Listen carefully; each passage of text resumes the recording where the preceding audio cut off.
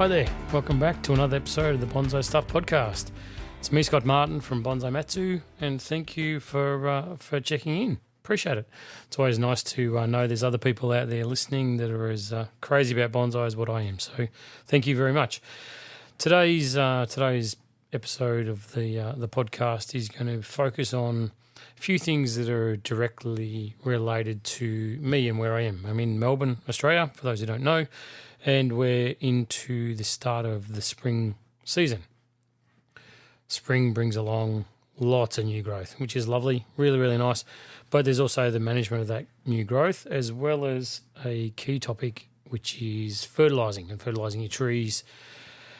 Now, it's one of those ones that I need to dig a little bit deeper into because there's fertilising and there's fertilising. It's like everything we do with bonsai. There's always some rationale for doing things a little bit differently. So anyway, that's the focus of this podcast, as I promised last time. So thanks for checking by and hang around because there's going to be some really interesting stuff happening in this podcast.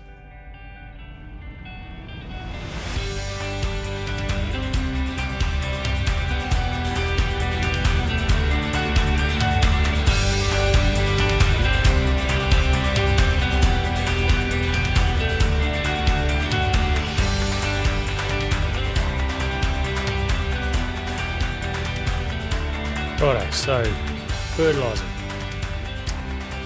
I must admit that I'm someone who really enjoys fertilising their trees. Sounds stupid, but I think that it's one of those things that is probably underdone by quite a lot of people, and I think that when you see bonsai side by side, you've got one that's really well fertilised and is healthy, compared to one that isn't. There's a massive contrast, and I don't think it needs to be terribly difficult how you fertilise your trees, and it doesn't need to be mixing up a witch's potion of 2 parts frog legs and whatever else. It can be relatively simple, and it's not a complex thing to do. So it should be something that we can all do and all get success from. Where it gets a bit tricky, I suppose, is with what I'm going to call a fertilising strategy. Now, that's where it gets a bit different. That's what I thought I'd talk about in this podcast, because I use a teabag fertilising method, which if you check out the YouTube channel, you'll see there's a little short video there showing the method, what I use, how it works, and all that sort of stuff. So it's relatively straightforward.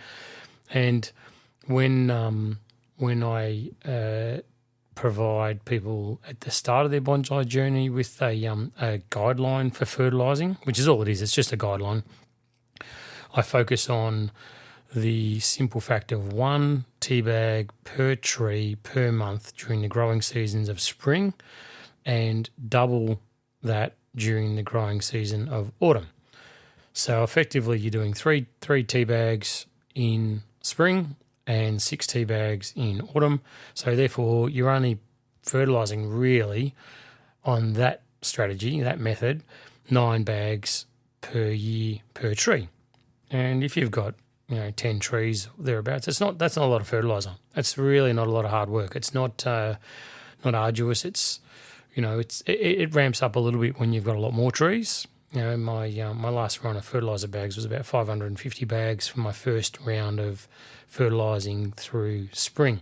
So the more trees you have, the more you've got to fill out.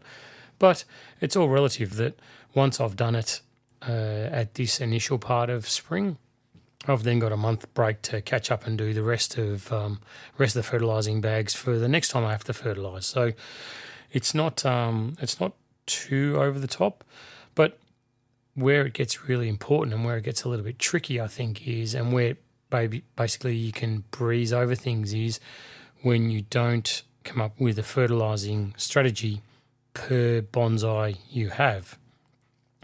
Each tree really should be fertilised based on its unique requirements. So I'm going to go through a few scenarios and we'll just talk about what I would do in those circumstances, and hopefully it sort of provides a bit of a spark or maybe helps provide a little bit of guidance to anyone who's listening to the podcast as to what they would do in their own circumstances and with their own trees, because they're all unique. Every single bonsai in the world is at a completely different stage to any other one. They're all very, very unique. So let's start with a maple. Let's go with the trident maple.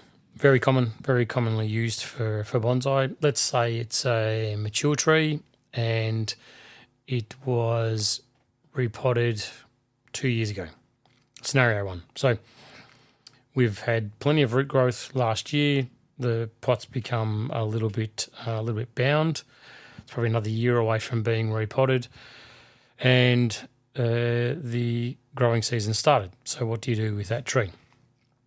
Now, with the trident maple, I know that their internode length isn't going to go crazy if I fertilise the tree early in the growing season, as opposed to, say, a Japanese maple, where the more food that I provide to the more advanced trees, the longer the internode length may get on the new growth as it takes the nitrogen supplied in the fertiliser and shoots off. So this scenario, the trident maple, was repotted a couple of years ago. So what I would do with that one is I would look at the growth on it and I would analyse what had happened over the last 12 months and see if the growth was fairly even across the tree.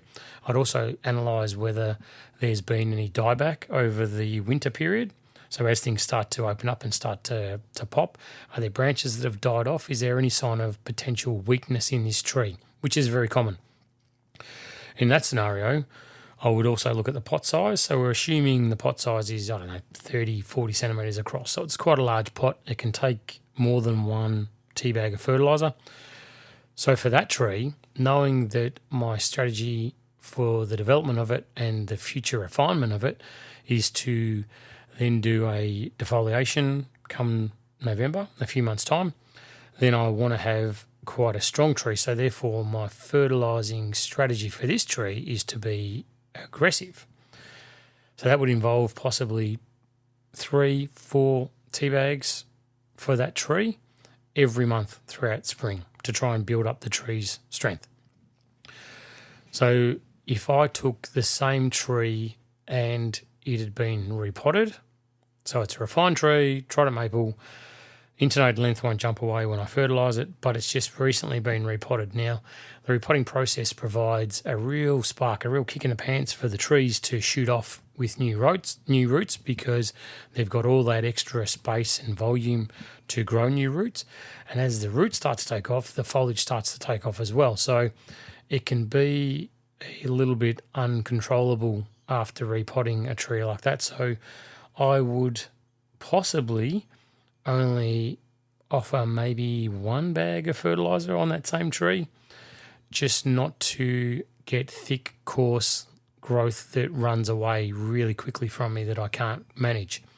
So my fertilising strategy would be to possibly hold back and even maybe wait another couple of weeks, let the tree get its initial burst of new growth come out, and then look at it and go, now it's starting to settle down. Now I'll up the fertiliser. I might put 2 bags of fertiliser on this month, but then next month when I get to the time to replace and replenish that, it might go to 4 bags the following month. So it's a slow start for this tree with its fertilising, and then I become more aggressive as those roots in the tree start to settle down as well after the repotting process. So I mentioned Japanese maple before. The difference with Japanese maples, according to my experience and what I've seen, is that the fertiliser can quickly, on a refined tree, on a tree that's got lots of really fine, delicate branches, the fertiliser can allow the tree to really push its internode length, so push the distance between leaf pairs on the new growth quite significantly. And as that gets longer, it's going to cause the branches to thicken up. So all those fine, delicate branches that I've got right around the periphery of the tree, they can suddenly be destroyed quite quickly by this tree growing too fast, effectively, by pushing away a lot faster than what I'd like. So if it hasn't been repotted, it might be a 4-week period. I'll hold off the fertiliser, so it'll miss this first month of spring. And then next month, the second month of spring, I might slowly introduce fertiliser to it then. I also know that my strategy for development of it is I'm not going to do a complete defoliation. At best, it'll be a partial defoliation. So I don't need the tree to muster up a lot of strength to hit the reset button when I do the defoliation. So I can be a little bit leaner on my fertiliser at the start, and especially if the tree again had just been freshly repotted, the fertilising on that tree might not start for 2 months. So it gets through the first 2 months on its own battery, and then when those 2 months are completed and the tree starts settling down just before we start getting into the warmer months of summer, that's when I'll start introducing fertiliser in a slow method, maybe 1 or 2 bags, just to really keep the tree in check. I don't want a lot of new foliage growth on these trees because they are at the pointy end of their development. I want to just manage its health and its strength. So we'll go to another scenario where I've got a black pine. Now, my fertilising strategy for a black pine is very, very different to a deciduous tree. I will be looking to aggressively feed these things because I don't really mind about the candle length that I'm going to encourage, that I'm going to develop, because I know I've got the decandling process to do in a few months' time where I'm going to be removing all of the new growth. But I need for the tree to have the strength to go through that full reset and push out new growth again for me. So it's a different strategy completely for a tree like that. Let's go to a white pine, for instance. White pine. Now, the more you fertilise a white pine, especially during the spring period, the more you are going to encourage needle length. Now, the longer the needles, the less out of whack my tree is going to become, because the longer needles generally signify an immature tree. So I'm very cautious that I don't want to provide the nitrogen that's going to push the tree along harder than what it should, but I've got to definitely keep in mind the overall health and vitality of this tree. So again, individually, you need to assess the tree and see what stage of its life it's at, but also the strength that the tree has. I've got 2 white pines that I've just recently repotted. I've been out, had a look at the new spring candles that are growing on these things, and they've gone berserk. Like, they've just taken off with the repot, and they're quite old bonsais as well. So the repotting's really provided the rejuvenation process that I was hoping for. But if I'd provided fertiliser to these white pines, then the candles that would be coming out and the needles that would subsequently grow would be disastrously long, and I would lose very, very quickly everything I've worked very hard on this tree to achieve over a lot of years. So with these 2 that have been repotted, my process is going to be wait till almost summer starts before I even provide any kind of fertiliser, because I don't want the growing season to be translated to extension of needle length or branch tip. So I want to focus more on strength of the tree as it gets in towards the summer period. So it'd be a very light fertiliser as I get into that summer period. So you can see, like, there's a scenario of a few trees that I've talked about that are more at the refined end. So if we have a look at something else that's a young tree that's purely in development, that's just a young little stump, what you need to do is you need to really make sure that you are 100% set on the stage that this tree is at. So don't look at a tree where you're trying to develop the trunk and then wonder about the ramification. Don't look at a tree that you're working on branch structure and then wonder how you can fix the lower base of the trunk. What you really got to do is say, okay, for this particular tree at this particular time, the only thing that I'm going to focus on with my fertilising strategy is ... Now, if you're thickening the trunk, then to get the thicker trunk, you'll feed it heavily. You won't worry about the leaf size or internode length or branch thickening, because you want this growth that's going to translate to a thicker trunk for your tree. Once you've got the trunk set off, then you change your mindset to be, okay, now I'm going to start working on the branches, and you start working on the branch structure that you've got there. Then when that's done, you start working on the refinement and the finer details when it comes to the ramification of those branches.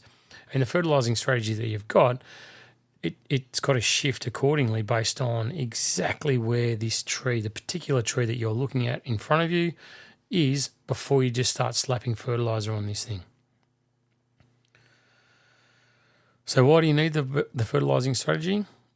Because we've always got to take a step forward. We've always got to make sure that every single thing that we do with our bonsai results in it taking a step forward. If you're not taking a step forward, then you're treading water or you're going backwards. And fertilising is one of those things where just slapping fertiliser on something and letting it go crazy can completely destroy quite a lot of hard work that you've put into that tree. And you really see with spring, as we do with all of our bonsai seasons, but with spring particularly, you can see how quickly things can get away from you that you should have controlled, that you should have done differently. At the end of spring, when you start looking and doing a second prune or third prune for the growing season, you can see where the branches may have got too long, too thick, too coarse, have grown in the wrong spots, swelling on the trunk, all that stuff. Spring can be the best or the worst season for your bonsai.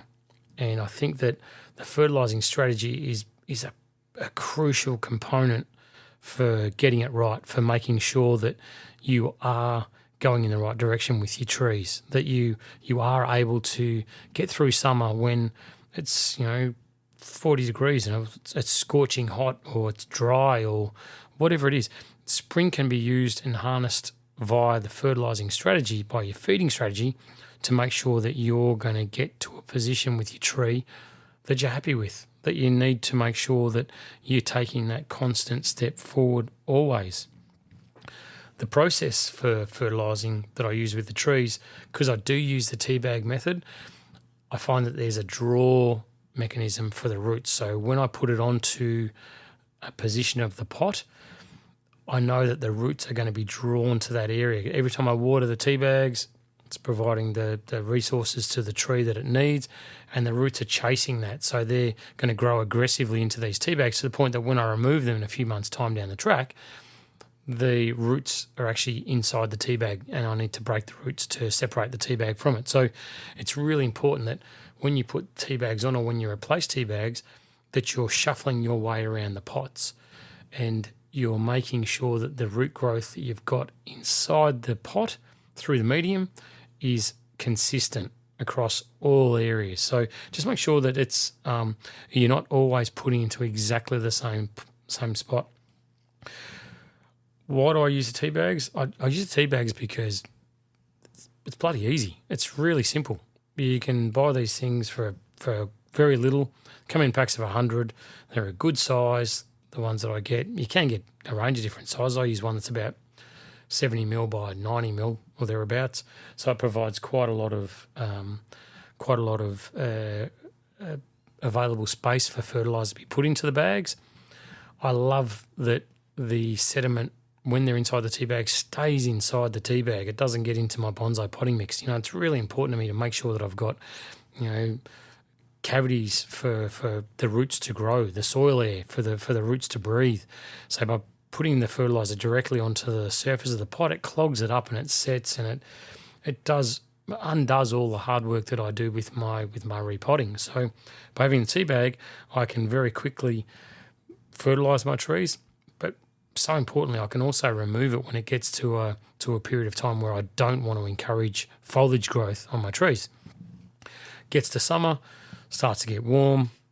I don't want to encourage new growth. If I'm pushing new growth during the summer period, then that fine, delicate, soft growth that doesn't have the waxy coating that the original leaves from spring would have had, that have become acclimatised to the weather and the elements, then I find that new growth is going to get cooked. It just cannot be protected from the intense sun that we have here in Melbourne, in Australia. So the tea bags can be taken off it as easily as they're actually put onto the pots themselves. It's an easy process to fertilise, and it's an easy process to defertilise, which with a lot of trees and everything I do with bonsai, it has to be easy. It has to be simple. It has to be repetitive, and it has to be consistent.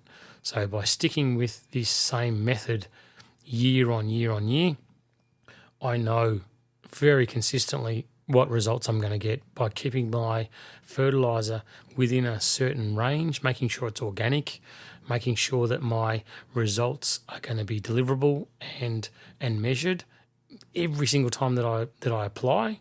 Then I can bank on certain things happening, and it's not guesswork. There's no more, okay, I wonder if I did this, what would the result be?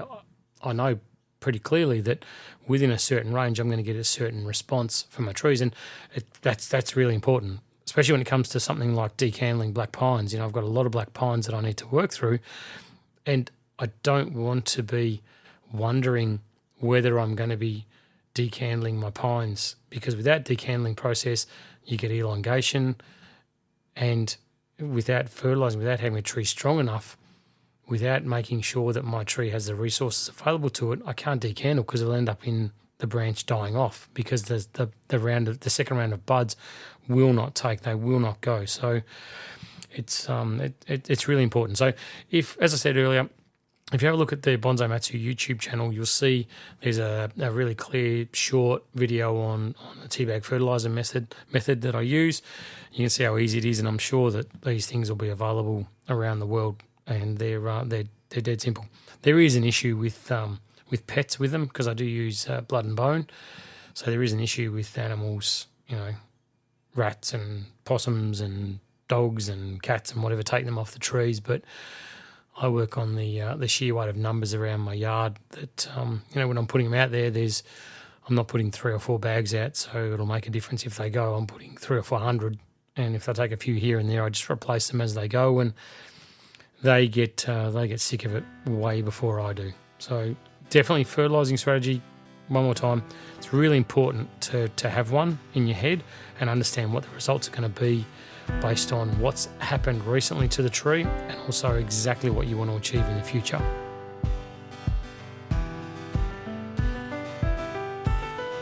I spend my youth dropping coins in a wishing well.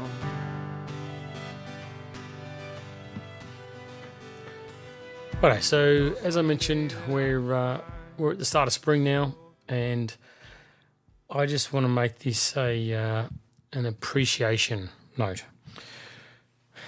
So with spring comes growth. Growth is great. Growth is good. Growth is a step forward. Growth is what we want. Now this is my appreciation society for anyone that has a highly refined and developed Japanese maple. Now these things are a lot of work. So I'll just cover over on what my process is for developing a refined or continuing the refinement of a Japanese maple. It's got bucket loads of branches. Spring comes around, bud starts to open, little leaves pop out, and when they're 4 or 5 mil long, the centre continues to push, and the branch starts to grow, starts to elongate. Now what we do, or what I do, because I can't talk for anyone else in the world, I'll talk about what I do. What I do is I go around and I pinch the centre out of the branches that are starting to grow, starting to extend, starting to elongate, because it stops or prevents the branch from growing any longer, which means that it stays relatively thin, which is what I want for the external periphery of my branches. But it also helps to keep the internode, so the length of the new branch before the leaves come out, before the leaf buds start to appear, to be relatively short. So the theory with it is the quicker that you can pinch them out, the shorter that internode is going to be, which means the tighter your structure of your tree is going to be. The longer you leave it, let's say you let it push out 3 or 4 sets of leaves before you come back and cut it back, the longer that first internode is going to be. And long internodes on a refined tree like that can be extremely destructive very, very quickly. So you've got to be on this thing. And this is where the Appreciation Society comes about for Japanese maples. I think I might get a shirt made saying that I love Japanese maples and I love those people that refine them and maintain them, because the amount of work that goes into it day on day on day is quite significant. You know, once I'm not talking when you've got 20 or 30 branches, I'm talking when you've got 300 or 400 of these things, and every year, you know, the branch structure should double with your trees. So it really starts to become quite a lot of work that gets put into these things. And I use a really super fine needle nose pair of tweezers that actually cuts through the very soft tip of the new branch as it starts to appear. So it's relatively easy work, but it's just so long. And because the buds all open up at different times across the tree, it's not that I do it, you know, just one day and then move on. It's that I do it today and tomorrow and the next day and the next day and the next day. And that's on every single Japanese maple that I've got. And I've got 5, I think, that are at the pointy end of their development stages. And it's quite a lot of work. And I just want to point out to everybody that's listening that next time you go along to a bonsai show or you're at someone's house and you see a beautifully well ramified Japanese maple, understand that there are hundreds and hundreds of hours that go into just pinching new growth on these things year on year on year on year to make them what they are when you see them. So give it a couple of minutes of your time. Stop, appreciate the structure. By all means, shake the hand of the person who owns a tree, because that lady or that man has put in so much bloody work that they should be congratulated for it, because it's really easy to miss it too. It takes 1 year to stuff it up and let these things start to push out and not start with the work to destroy it. Or it could be that you do, you know, part of it today, but then you're busy and you can't come back for another week. And by that stage, in a week, all those tiny little ones that have just started growing the day after you did it last time, in a week's time, they can be way too long. They can be 3 or 4 sets of leaves that have come out. 3 or 4 sets of leaves, longer internode, thicker branching, means coarse branching structure from every point that branch comes into contact with that tree, with that branch. So the pinching season, yeah, it's a simple little job, but on something like a Japanese maple, it's so crucial to get it right. And when you do see a good one, it's worth definitely stopping and taking a moment. Hopes one day that I would find a story to tell.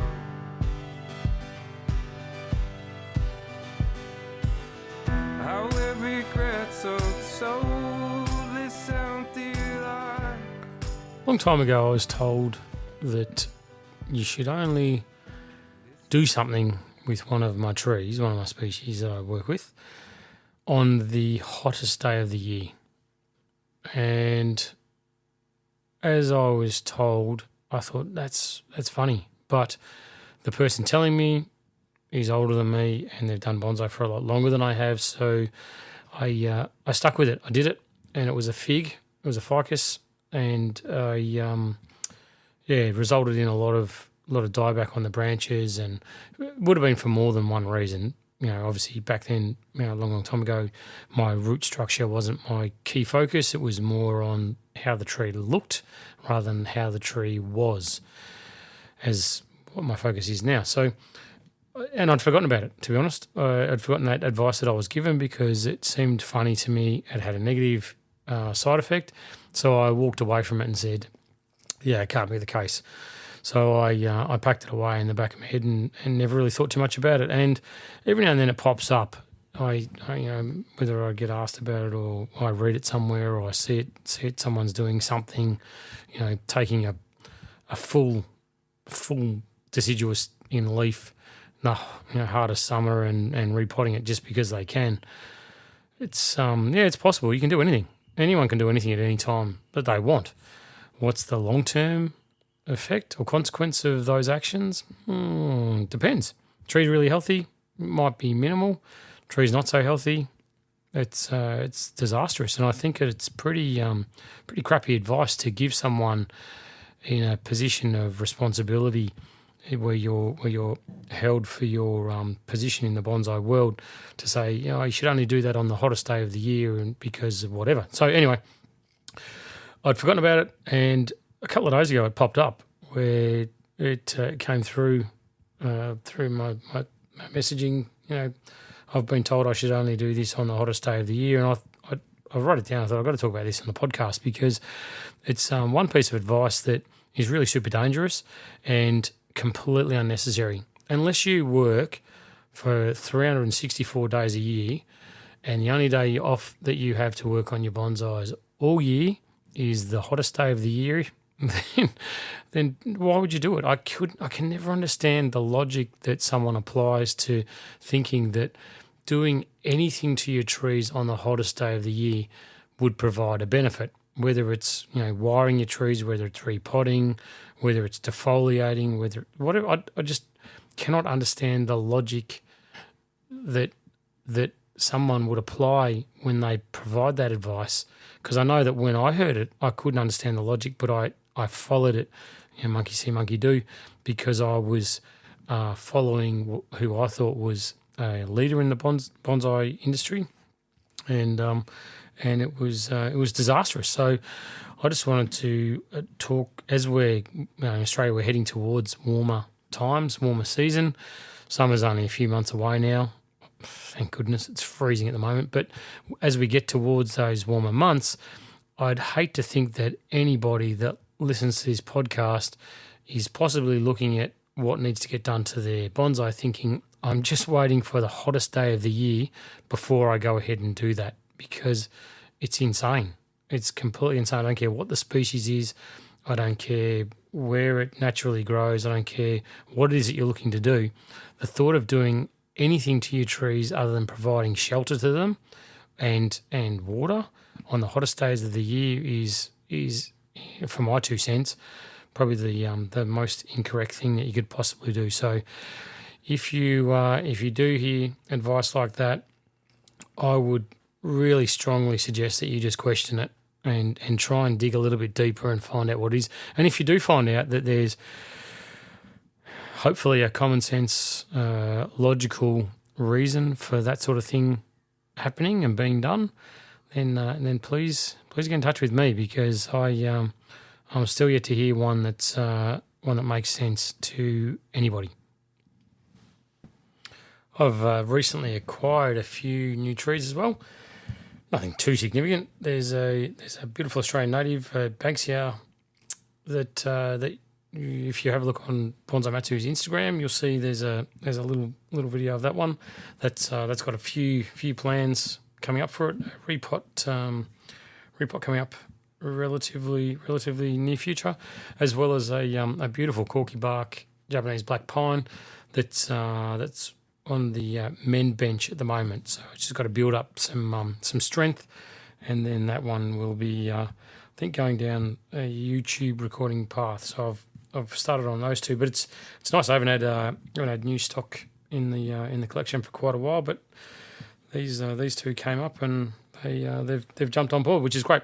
So the other thing I want to talk about also, which is really relevant, I think, at all times of the year, but particularly for you heading towards spring, is pest management.